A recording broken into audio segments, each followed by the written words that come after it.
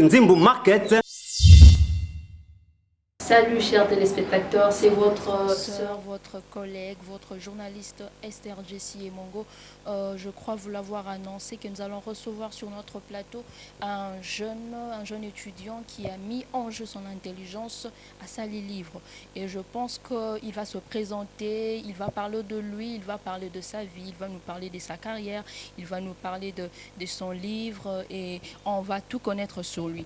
Voilà pourquoi je profite pour lui dire bonjour Monsieur Jonathan. Bonjour Madame Jessie. Comment vous allez? Je vais bien, merci. Et la santé, ça va? Oui, très bien. Ça semble aller. Ok, Monsieur Jonathan Bigoubendi, j'aimerais savoir, est-ce que vous pouvez un peu nous parler de votre enfance?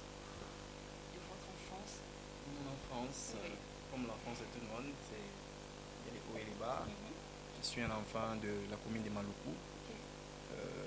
Pour la plupart des personnes, pensent que la commune de Maluku, ce n'est pas une commune parmi toutes les autres. Mhm. Et, nous sommes de là. Et la commune de Maluku, j'ai fait des études là-bas, né, grandi, j'allais dire. J'ai fait des études là-bas jusqu'en sixième des humanités. J'ai échoué. Je n'ai pas décroché mon diplôme d'État. Je me suis décidé de me déplacer. Je suis allé m'inscrire à Ngiringiri, au collège Saint-Pédis. C'est là-bas que j'ai décroché mon diplôme d'État en biologie-chimie. Jonathan, on aimerait un peu savoir qu'est-ce que vous aimiez trop faire quand vous étiez enfant. Vous étiez encore tout petit. Cette chose que vous faisiez plus quand vous étiez encore enfant. C'est que je faisais plus. Vous savez, l'enfance à Kinshasa, nous aimons nous amuser. Et dans cette ambiance-là, on aimait bien partager des rôles. Okay. C'est comme si nous étions en train de mener une vie et nous nous partagions des rôles. J'assumais très souvent le rôle de papa. C'était comme ça, le papa dans des jeux. Voilà. Je vais essayer un peu de mieux éclaircir ma question là-dessus. Dans le sens où ça nous rattrape toujours à cette commune. Il y a certaines choses en étant enfant, et ensemble. Cette chose est toujours en nous. Et deux fois, les gens nous disent que c'est inné. Est-ce qu'il y a cette chose-là qui est en toi, et c'est toujours en toi? Exactement. Dans ces amusements, c'est comme si nous nous partagions des scènes. C'est comme si nous étions dans des scènes. Et dans des scènes, c'est des scénarios, quoi. Ces scénarios, c'est ça qui donne l'envie d'écrire. Dessiner et d'écrire. Voilà en fait mon enfance. Je m'amusais dans cette ambiance de l'amusement. Nous étions en train de nous partager des scènes. Les scénarios. Et ça a donné une envie d'écrire. Si on peut te parler maintenant du livre. Karaboyo Vandi Nayo, directement inspiration, directement tu t'es dit, Nasa la livre. D'où est venue cette inspiration, Yakosa la livre? Voilà. Déjà, je suis un garçon qui est né dans une commune qui n'est pas trop considérée comme telle. Il y a des causes lointaines, comme on dit dans l'histoire. Il y a aussi des causes actuelles. Les causes lointaines sont des causes déjà du sous-développement de la commune, ça il faut l'avouer. Et aussi la famille, les familles qui se trouvent dans la commune de Maluku. Il n'y a pas trop de richesses. C'est une petite pauvreté qui fait en sorte que nous sommes concentrés entre nous. Nous savons voir les réalités qui se passent là-bas. Ce sont des causes lointaines. Dans les causes actuelles, nous sommes étudiants, nous voyons la vie, nous nous promenons et il y a des choses qui nous tiquent, des choses qui nous donnent envie d'écrire, de parler. Peut-être les gens allaient nous écouter et voilà, ça donne envie d'écrire. Mais c'est un peu bizarre de savoir que vous aviez fini en biologie-chimie. Et là, vous êtes au niveau de, je crois, médecine, au niveau de Bel Campus. Mais ce qui devait se faire réellement, il fallait au sein de peut-être on aurait dû voir un livre où il y aurait peut-être des organes, on peut expliquer organes, expliquer le corps de la personne. Mais bizarrement, vous nous parlez d'un livre qui parle des enfants démunis, des enfants délaissés. Pourquoi? Est-ce que vous pouvez un peu nous donner une explication par rapport à cela? Voilà. Cette question, on me l'a posée quand j'avais fait la dédicace. Vous savez, l'inspiration n'a pas étudié. C'est comme ça, j'ai toujours cette impression. L'inspiration n'a pas étudié. On peut beau être une personne des sciences humaines, on peut beau être une personne des sciences de littérature, mais l'inspiration, ça ne s'éduque pas. L'inspiration vient comme tel que Dieu le met en nous. L'inspiration qui m'est venue, c'est l'inspiration qui est accrochée à ce que je vois, à ce que je constate dans la société. Étant étudiant en médecine, cela ne m'empêche pas d'écrire pour la médecine. Mais la rue m'intéresse, les enfants de la rue m'intéressent. Passez mon expression. Certaines personnes ne veulent pas qu'on parle des enfants de la rue parce que la rue n'a pas d'enfants. Mais accordons-nous que je les appelle comme ça. Et la rue m'a intéressé et je me suis inspiré dans ça. Je sais, nous savons que dans tout ce que nous faisons, dans tout ce que nous entreprenons, il y a des risques. Est-ce que M. Jonathan Diloubendi a-t-il rencontré des risques? Si oui, lequel? Sinon, vous nous dites ces mots d'encouragement que les gens vous disaient, bon, parce que, surtout ça, les locaux, risques, moi, on a peut-être, moi, il y a toujours des choses qui arrivent. Y a-t-il eu des risques pendant votre rédaction? Exactement, il y a eu beaucoup de risques. Déjà, l'inspiration, c'est la première fois que j'écrive, en tout cas pour publier. Avant, on écrivait peut-être pour nous-mêmes. Maintenant, quand j'ai eu l'idée d'écrire pour publier, pour faire voir aux gens, il fallait déjà apprendre. J'ai commencé à lire la grammaire, j'ai commencé à m'outiller pour que je ne donne pas des choses que les gens ne vont pas plaire. Donc, j'ai commencé à lire, j'ai commencé à apprendre beaucoup pour que je m'inspire davantage. Il y a aussi des risques économiques. Vous savez, je suis étudiant, je n'ai pas assez de moyens pour couvrir toutes ces dépenses. C'est ainsi qu'avec le peu que les parents me donnaient, j'ai essayé comme ça d'épargner une partie pour réaliser ça. Et quand j'ai descendu sur le terrain, il y avait beaucoup de risques étant économiques et liés à la vie humaine. Par exemple, il y a un jour, je suis allé sur Victoire pour récolter des données. Ces mêmes jours-là, il y avait des coups de feu à Kinshasa. Vous savez, les mouvements des élections de 2018, il y avait trop des mouvements, des palpitations. Ce jour-là, il y avait des coups de feu sur Victoire et j'étais là avec les enfants de la rue en train de parler et chercher d'autres informations. Et voilà, des risques comme ça. Il y avait des coups de feu, mais j'étais là, j'ai cherché des données pour étaler sur la place publique. Et j'aimerais un peu savoir, y a-t-il eu comment expliquer, l'inspiration en question, l'idée de rédiger le livre, ça date de quand? De combien d'années? Celui-ci, ça ne date pas de longtemps, parce que c'est une inspiration qui est venue comme ça il y a une année. Mais l'envie d'écrire, c'est dans mon sang. Ça a toujours été comme ça avec moi. Depuis que j'étais petit, j'avais toujours envie de transmettre ce que je ressens, moi. Et parmi les meilleures façons de transmettre ce que vous ressentez, c'est aussi à travers l'écriture. Quand vous vous mettez à écrire, c'est comme ça que vous transmettez ce que vous ressentez pour que les autres remarquent cela et que l'information soit passée. Et donc ça date depuis mon enfance. Mais sinon, l'inspiration pour les coups et blessures, ça date de quelques mois, allais-je dire. Et ça a fait une sorte d'inannée. Voilà. Et l'intitulé du roman, c'est Le coups et blessures. D'où est-ce que vous avez tiré ces titres? D'où est-ce que vous avez tiré ces mots-là, cette phrase-là? Voilà. Coups et blessures, les titres déjà, c'est une mélancolie de ma fiction et de la réalité. J'ai essayé de raisonner en scientifique. J'ai mélangé la réalité, ce que je vois sur le terrain, les enfants de la rue, et j'ai essayé de vivre cela. Quand on essaie de vivre comme les enfants de la rue, j'avais dit, passez-moi l'expression, on a l'impression comme si nous sommes choqués. C'est comme si la vie ne tourne pas de la meilleure façon possible pour nous. Et pour moi, je me dis, c'est un coup. C'est également une blessure parce que dans cette même rue, il se passe beaucoup de choses. Nonobstant le fait que nous sommes dans la rue, il y a aussi des choses qui se passent là qui remuent la plaie davantage. Et ce sont des choses que j'appelle blessures. Nonobstant mon coup, j'ai encore d'autres blessures que je trouve dans l'environnement dans lequel je me retrouve.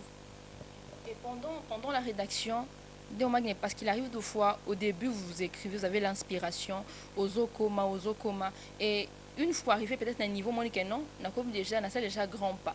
Aviez-vous eu à consulter de personnes, des grandes personnes, des professeurs, des gens qui vous ont aidé aussi à rédiger? Bien, tout ce qui est écrit là ne vient que de vous. Voilà. Tout ce que j'ai écrit vient de moi. Dans le sens large de la chose, dans le sens de l'inspiration. Mais les données, certaines autres informations que je n'avais pas, je dois avouer que je les ai eues chez certaines personnes âgées comme un petit, Vous savez, dans les projets de la rédaction d'un livre requièrent beaucoup de données, tellement il faut visiter, il faut voir les gens qui sont plus intelligents que vous. Et ça permet à ce que nous ayons beaucoup d'éléments à écrire. J'ai eu à rencontrer des personnes qui m'ont aidé avec les idées. Je peux venir vous trouver, je vous demande, voilà, je suis en train de rédiger un livre à propos et puis voilà, on me donne les données. Ce n'est pas moi seul, mais quand même, je me suis fait aider. Est-ce que vous pourriez ne fût-ce que citer le nom de ces quelques personnes que vous aviez consultées? Voilà, d'abord mon père, Edmond Samuel Diloubenzi, qui m'a été d'une grande aide. Et il y a des amis, des assistants, les amis tels que Deborah Kamoni avec qui nous étudions, qui m'a beaucoup aidé. Il y a Ted Kimbembi, toujours en médecine, qui m'a aidé énormément. Il y a mon professeur de français depuis le collège, il s'appelle Paul Lobo, qui m'a approché, qui avait su que j'étais en train d'écrire, qui m'a approché, qui m'a vraiment ajouté des éléments dans les sens beaucoup plus littéraires, grammatical, vocabulaire, etc. Et beaucoup de personnes que je peux comme ça oublier, et puis voilà. Merci. En lisant le livre, il y a juste une phrase qui m'a beaucoup intéressée. Je vais me permettre, je veux la lire. Il y a une phrase juste dans le roman où vous aviez dit, ne laissons pas mourir la terre. Ça m'a vraiment intéressé. Est-ce que vous pouvez nous expliciter cela? Voilà. Ne laissons pas mourir la terre, ce n'est pas moi qui en suis l'auteur. Ne laissons pas mourir la terre, c'est dans une chanson de l'église catholique. Donc vous êtes catholique? Non, je ne suis pas catholique, mais je suis chrétien du réveil, mais je suis chrétien. Catholique ou quoi, je suis chrétien. Je l'ai tiré dans une chanson catholique. Avant tout, la chanson est chrétienne. Hein. J'étais en train de regarder Un fou noir au pays des Blancs, écrit par Pichi Banda. C'était une vidéo. J'étais en train de regarder ça. Et quand il racontait ces bons moments en Belgique, il a parlé de cette chanson-là. Les Belges étaient en train de les chanter. Je me suis inspiré de lui, en fait, dans cette rubrique. Je me suis dit, bon, on ne peut pas laisser mourir la terre aussi. Hein. Si Pichibanda s'est fait aider par le Belge, s'il s'est fait accueillir par les Belges, pourquoi pas nous aussi, Quinois, nous aussi Congolais, nous aussi Africains, on ne peut pas recevoir, accueillir aussi les enfants de la rue. Ne laissons pas mourir la terre, c'est dans l'essence de la rue. Il y a des enfants dans la rue, on peut faire quelque chose pour eux. Donc nous ne pouvons pas laisser mourir la terre. Le titre, c'est Les coups et blessures. C'est ça l'intitulé du livre, l'intitulé du roman. Est-ce que vous pouvez, ne fût-ce que regarder seulement cette caméra, parce qu'il y a des gens qui vous regardent partout dans le monde. Certes, peut-être qu'ils ne pourront peut-être pas se procurer directement le livre, mais voudront connaître le contenu du livre. Est-ce que vous pouvez ne fût-ce que aider ce peuple, ces publics qui vous regardent, tout en leur donnant une explication, un résumé de ce contenu, de ce roman? Voilà. Nous sommes à Kinshasa, place Victoire, place des artistes.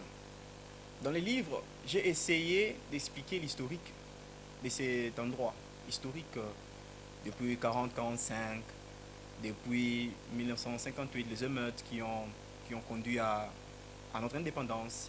Il y a une série d'événements qui a donné une cause pour la création de ces lieux.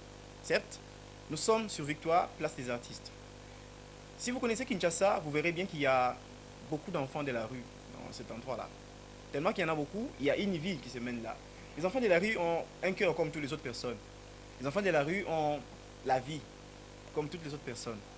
Et dans cette vie, il y a de l'amour, il y a des drames, il y a aussi de l'humour. J'ai essayé de parler dans ma fiction l'histoire d'un jeune homme quinois qui habite cet endroit, qui s'appelle Kevin Mboyo. Kevin Mboyo, c'est un jeune homme qui a été ramassé, passez-moi l'expression. Nous allons devoir nous habituer avec les expressions de Kinshasa. Ramassé, c'est dans notre jargon, voilà.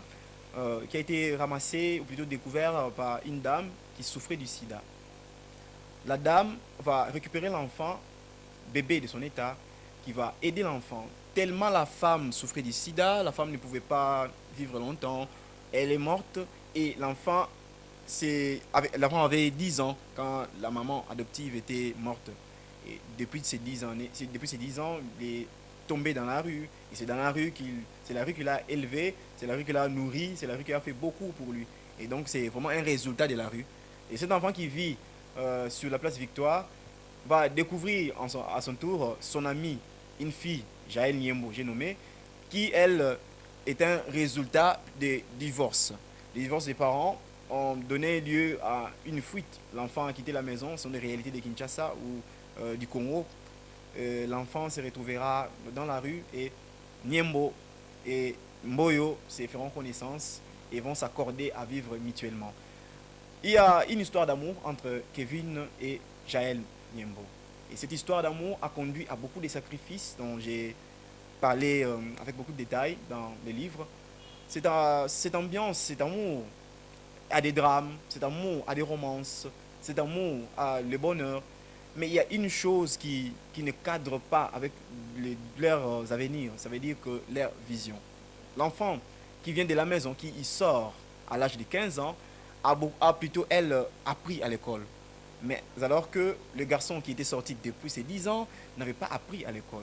Il y a cet écart de la connaissance qui éloigne les deux enfants de la rue de leur vision les plus admirées. Bon, cette vision qui sont distinctes, les visions qui sont distinctes entre les deux enfants de la rue vont susciter une histoire très différente vers la fin du film, vers la fin de ma fiction. Et dans la rue, comme j'avais dit, il y a des calamités, il y a des affligences. Dans la rue, il y a un garçon qui est méchant, un garçon qui joue le rôle des méchants. Parce que dans la rue, il n'y a pas seulement des enfants gentils, tout comme il n'y a pas seulement des enfants méchants. Donc il y a ces deux côtés des choses qu'il faut vraiment admirer, qu'il faut voir avec beaucoup de passion et d'attention. Il y a Konzo, il s'appelle, qui est méchant dans l'histoire, et c'est Konzo qui va nuancer un peu les côtés drame de l'histoire dans ma fiction. Et voilà, les deux enfants confrontés à un garçon méchant qui est plus âgé que eux et vont vivre dans des drames malgré leur amour. Au finish, il y a une occasion qui apparaît pour la fille, parce que déjà sa vision première était de reprendre ses études, parce qu'elle avait quand même quitté ses études suite à des problèmes liés à la famille. Elle a eu l'occasion de reprendre ses études, elle va reprendre ses études et le garçon restera dans la rue parce que lui, il n'a pas cette chance-là. Et c'est comme ça deux réalités qui séparent nos deux enfants qui, en premier lieu, étaient amoureux. En premier lieu, ils ont eu une vie de passion, une vie d'amour. Et à la fin, c'est plutôt le pleur, le regret qui caractérise la fin même de leur relation. C'est un début, c'est un premier volume. Nous pensons comme ça réécrire encore pour éclaircir. Il y a tellement de choses à dire là-dessus qu'on ne pouvait pas contenir dans 81 pages. Merci. Dans chaque roman, dans chaque livre, il y a toujours, ou bien dans chaque lecture, il y a toujours une leçon à tirer, excusez. Qu'est-ce que vous pouvez donner comme conseil, comme leçon par rapport à ces textes? Déjà, quand j'ai dit ne laissons pas mourir la terre, c'est la première leçon. Il y a une vie qui se passe dans la rue que les gens ignorent. Quelque part dans les livres, je parle de la réalité congolaise. Les Congolais, les Kinois surtout, quand ils passent dans la rue, ils voient un enfant qui est mendiant, ils refusent de donner de l'argent à cet enfant. D'un côté, je donne raison à cet acte. Pourquoi? Parce que le même enfant qui demande de l'argent le matin, c'est le même enfant qui sera le méchant le soir. Les Congolais appréhendent cela et ne veulent pas comme ça donner de l'argent à celui le matin demande de l'argent et le soir sera peut-être son oppresseur. Ce genre de situation. Pourquoi les enfants se sont retrouvés dans des situations pareilles? C'est peut-être il y a une cause quelque part que nous pouvons nous tous donner des solutions. Ne laissons pas mourir la terre. C'est déjà le premier pas à faire pour éradiquer, pour je sais pas finir cette réalité, ces phénomènes des enfants de la rue. Ne laissons pas mourir la terre. Mais dans les livres, il y a un aspect je peux l'appeler amoureux, un aspect de la romance, l'amour, je parle de l'amour. Bien que c'est dans la rue, mais c'est quand même de l'amour. L'amitié et l'amour. L'amitié et l'amour, les fins de chaque histoire sont très différentes. Ici, c'est une séparation. Je suis en train de parler aux filles comme aux garçons. Essayons d'arranger nos relations. Essayons d'arranger nos fins. Essayons de vivre ensemble. Essayons de finir ensemble. On n'est pas obligé de finir ensemble, mais si on finit ensemble, il y aura quand même le bonheur. Le bonheur sera à partager. Et quand on se sépare, le bonheur ne sera pas partagé. Papa Jonathan, il y a déjà eu la vente, vous avez déjà vendu le livre, le roman a déjà été vendu? Oui, nous sommes en train de vendre. Vous savez, l'homme africain, c'est un homme qui n'est pas trop amoureux de la lecture. C'est une culture qui est vraiment en perte, en voie de disparition, je peux dire. Et nous sommes en train de vendre. Quelques personnes achètent et nous sommes en train de convaincre certaines personnes d'acheter. Voilà, nous vendons. À pas pesant, mais nous vendons. Et si la personne veut se procurer du roman, par où passer? Qu'est-ce qu'il doit faire? Voilà, au départ, c'est une auto-édition. Nous avons réalisé ces projets avec nos fonds propres. On n'a pas eu de producteurs, on n'a pas eu d'éditeurs. On est en train de négocier comment les faire vendre dans des bibliothèques, comment les faire vendre dans les librairies, j'allais dire, comment aussi le faire savoir dans tout le pays. Tellement les moyens sont minimes, nous sommes en train de vendre, je peux l'appeler comme ça, porte à porte, ou carrément les clients viennent me voir, ou carrément les clients m'appellent, je dépose cela.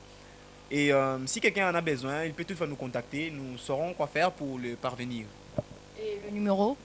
Voilà, pour nous joindre, il y a comme ça une série de données pour nous joindre. Il y a le 082, le 79 11 994. 082 79 11 994. C'est aussi un numéro WhatsApp. Les gens peuvent nous contacter là et nous vont voir. Nous sommes aussi sur Facebook. C'est Jonathan Diloubenzi. Jonathan Diloubenzi. Vous trouverez, j'apparaîtrai. Et puis, vous pouvez nous contacter facilement. Nous allons vous apporter les livres. À chaque œuvre, il y a toujours un lancement. Avez-vous déjà fait une conférence? Vous avez déjà réuni un groupe de personnes pour lancer, faire l'ouverture de la chose? Oui, le 16 novembre, nous avons fait une journée de dédicace. C'était au campus, à l'université de Kinshasa. Et la journée de dédicace, nous avons eu quelques personnes qui étaient là et nous avons essayé de parler en large le projet. Et il y a eu une série de questions-réponses. Nous avons répondu à beaucoup de questions. Les gens étaient au courant de mes sentiments par rapport à la littérature, comme ça. Et nous projetons beaucoup d'autres séries d'émissions et de conférences pour pérenniser cette œuvre, pour parler davantage. Et vous avez donné le coordonnées, mais vous n'avez pas donné le montant du livre. Ok, le livre c'est à 5 dollars. Le livre c'est à 5 dollars. Ouais, à 5 dollars. Chers téléspectateurs, je pense que vous avez suivi bel et bien notre invité.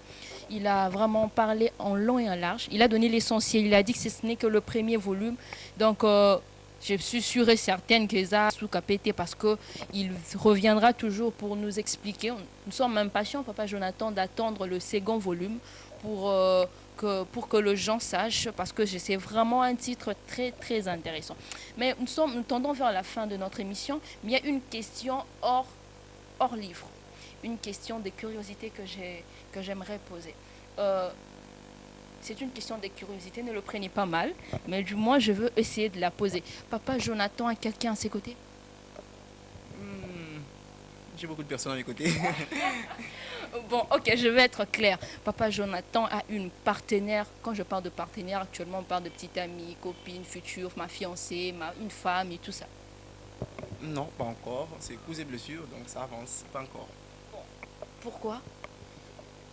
Waouh! De toute façon, je parle de l'amour dans les livres. Donc, c'est pour moi, j'ai une facilité de parler d'amour aussi dans la vie.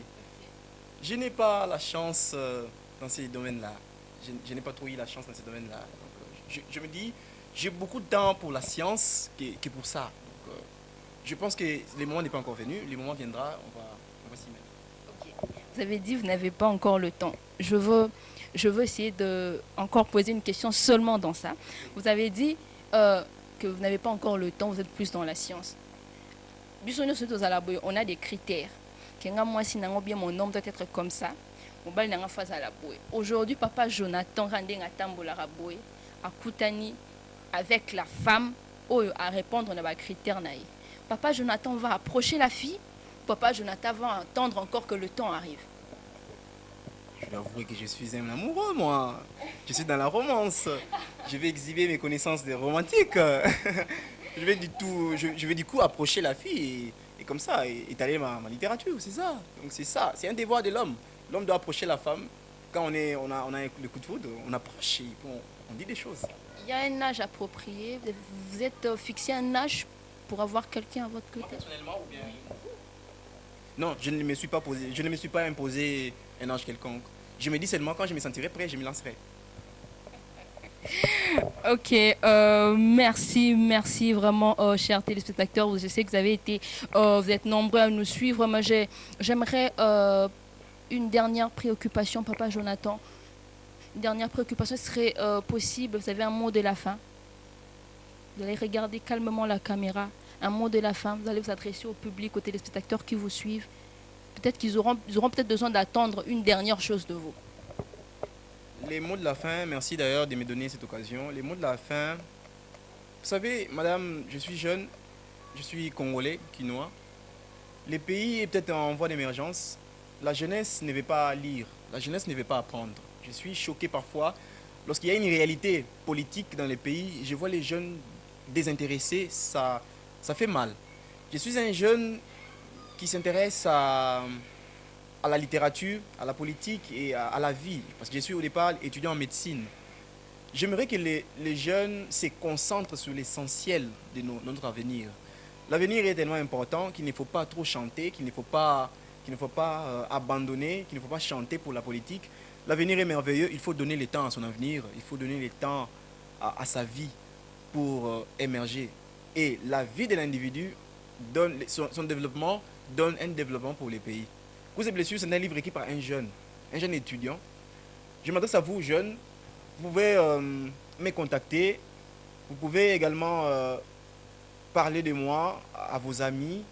Nous pouvons comme ça constituer un cercle de jeunes qui parlent du pays, qui parlent de l'avenir de la jeunesse. C'est très important de s'intéresser à son pays. C'est très important aussi de s'intéresser à la science. Causes et blessures, c'est un roman écrit par un jeune. Achetez, lisez votre ami jeune et envoyez-moi vos critiques, je serai ravi de les recevoir. Nous sommes arrivés à la fin de notre émission. Je suis sûre et certaine que là, vous avez suivi cette émission, Bosepeli. Vous aurez à nous revoir à plusieurs reprises sur votre chaîne Nzimbo Market. Et je tiens vraiment à remercier toutes ces personnes qui sont branchées, qui s'y sont abonnées déjà, parce que l'annonce a déjà été faite. Donc, je suis sûre et certaine que ça ne sera pas c'est pas la dernière fois. C'est la première peut-être, mais ce ne sera pas la dernière fois parce qu'il y a encore d'autres surprises aux Zelabisso. Alors, ce que je peux vous demander, c'est de vous abonner massivement pour ne rien manquer. Peut-être c'est le premier jeune à recevoir sur notre plateau, mais il y aura encore d'autres qui nous attendent. Alors, je vous demande, vous tous qui nous suivez au travers de cette chaîne, Nzimbo Market, de rester scotché, branché, ne rien manquer. Mais je ne peux pas finir cette émission sans pour autant remercier la technique pour m'avoir assisté. Je ne finirai pas non plus cette émission sans pour autant remercier ma famille, mes soeurs, ma soeur Joël, ma soeur Meda et puis tout membre de ma famille Aloua. Je vous dis au revoir et à plus. Bye. Nzimbo Market.